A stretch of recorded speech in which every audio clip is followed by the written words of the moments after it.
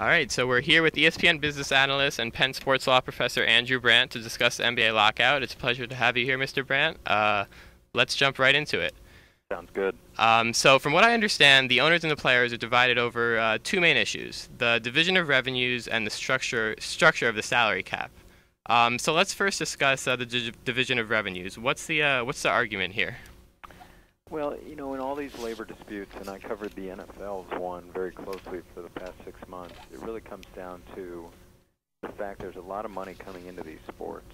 In the NFL, close to $9 billion, and in the NBA, close to $4 billion. So ultimately, the basic question is, how's it split up? Who gets what? Right. And in the NFL, they were coming off a formula that netted out to about 50-50. And the players wanted to protect that. In the NFL situation, they really wanted to stay at 50-50. It was all about 50-50. We want to be equal partners. And fast forward 6 months, that was resolved where the owners in the NFL get more than that. They get about 52 to 53%, and the players get 47, 48%. In the NBA, it's a little different, but it really ends up being about the same. The owners and the players are now trying to position that we get 53%. Well, that can't happen. Obviously, that's 106%. So what we're trying to figure out is whether they can get to a 50-50 split. Owners have at least thrown out that concept of doing that. Players have gone from what they currently have, which is 57%, down to 53%, but it just seems like both sides are stuck on 53. Now, there are a lot more issues in the NBA about how to position the cap and how things are with exceptions and all that, but in terms of the revenue split, that's where they are. Okay, yeah, excellent. Thanks a lot. So in terms of this cap, I know that there used to be a soft cap system. So can you just briefly explain to us what exactly that meant? Yeah, I think the real issue for the NBA owners, even more so than what percentage of the revenue the players get, is hardening up this cap. It's really a soft cap for our Jewish friends. It's a yarmulke. And here are things like, and without getting too technical, there's something called the Larry Bird exemption, that you can sign your own players and go over the cap. There's something called the mid-level exception. Even if you're over the cap, you can sign a veteran for what was about $5 million, which went up every year. There's something called sign and trade, where you can go over the cap to sign a player that you eventually trade. All these things. The thing is that you have to figure out what is the real cap. And the Lakers and Mavericks probably spent close to $90 million on a $58 million cap, and that's what the owners are really trying to prevent that from continuing to happen and getting back to a hard cap system. And like I said, that may be more of a real deal breaker to the owners than how much percentage each side gets. Oh, interesting. So the owners are looking for a hard cap, and the players don't want that?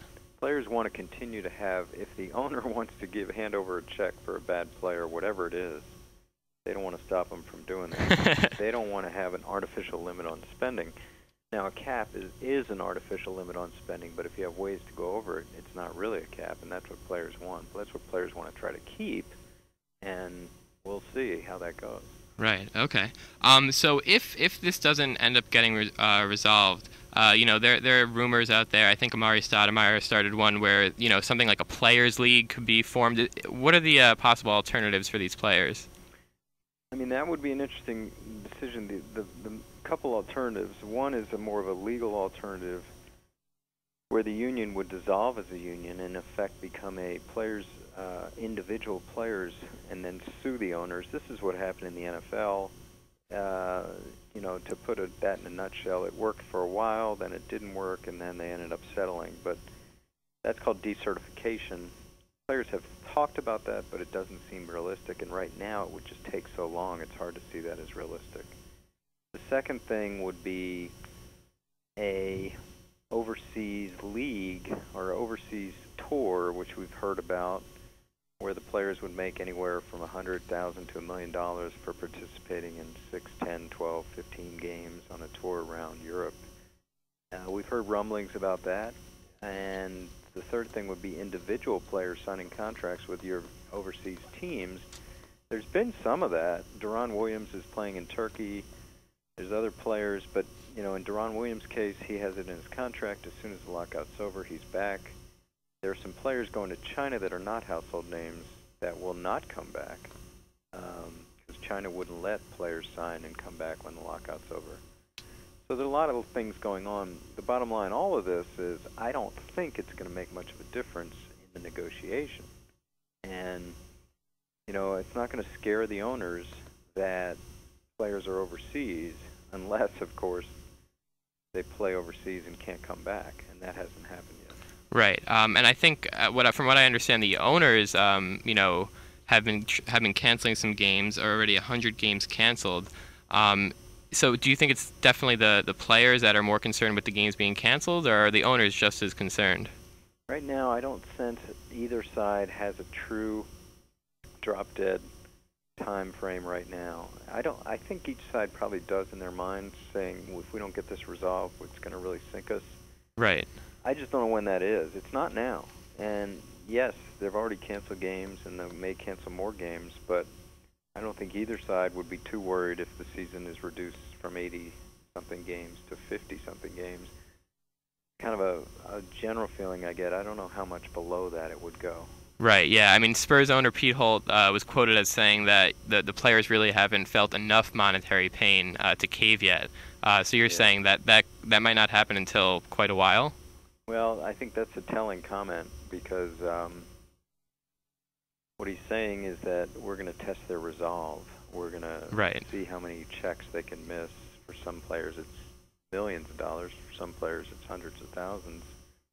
And that's true leverage, when players start missing checks. Now, owners are going to feel the pain, too, of having missed dates on their arenas and missed revenue from their teams. But, we're not there yet, but we're going to come to a test of wills and who can show unity. I think some owners probably think the players will have broken down by now, but that hasn't happened. Right, yeah, there does seem to be a very, stay strong movement by the superstars of the league, which to me is interesting because, of course, the superstars are the ones that can, most afford to lose these checks. Do you think any of the players that are not making as much money resent the lockout, but are just, not speaking out? That's a good question. Unlike the NFL, you had kind of rank-and-file players at these meetings. In the NBA, it seems more superstars. I mean, a lot of the Garnetts and LeBron, Dwayne Wade's been there, Kobe's been there, and they can afford to be out longer. So it's hard to know if there's any division in the ranks. Certainly the union leadership would say absolutely not. Everybody's strong. Right. But you have to wonder if everybody's out there supporting staying out. Yeah. What I've heard from, some of the superstars, they're saying that we understand that it's, it's tough for some of the low-income players, relatively low-income, but that they're fighting for future generations of the up-and-coming stars that will eventually be in the NBA. So that's their kind of counter, I think. Yeah, and I think Hunter and Derek Fisher have done a good job in letting everyone know this was going to happen in terms of saving your money, in terms of staying strong, in terms of not being bullied by the comments of Stern and the owners. Right. Okay, so great.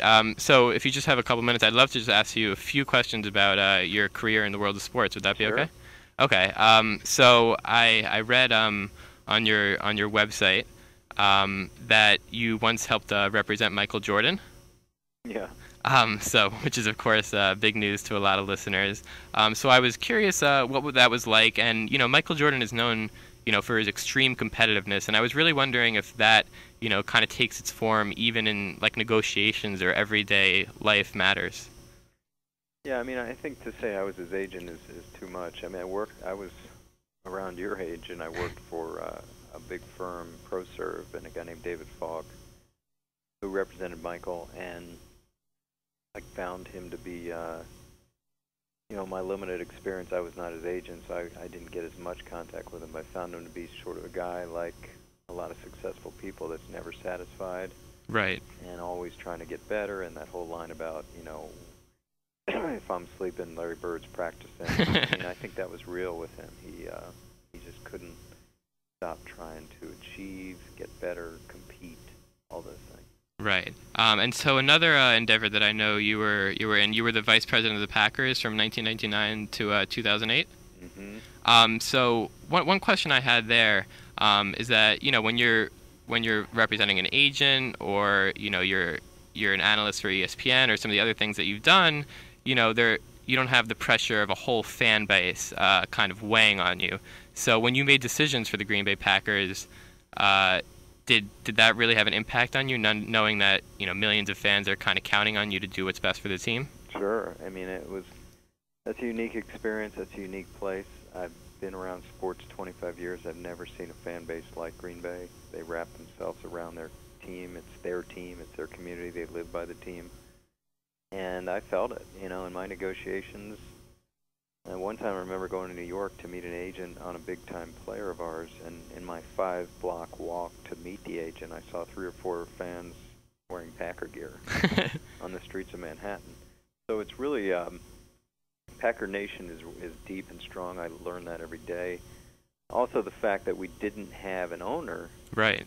Made it like great autonomy for us, because we figured out what to pay, and I was very conscious. I sort of treated every decision like what's best for the shareholders. Right, yeah. So that's really cool. So thank you so much, Mr. Brandt. Just one last question before we let you go. The burning question in the back of everyone's mind: will we have an NBA season this year?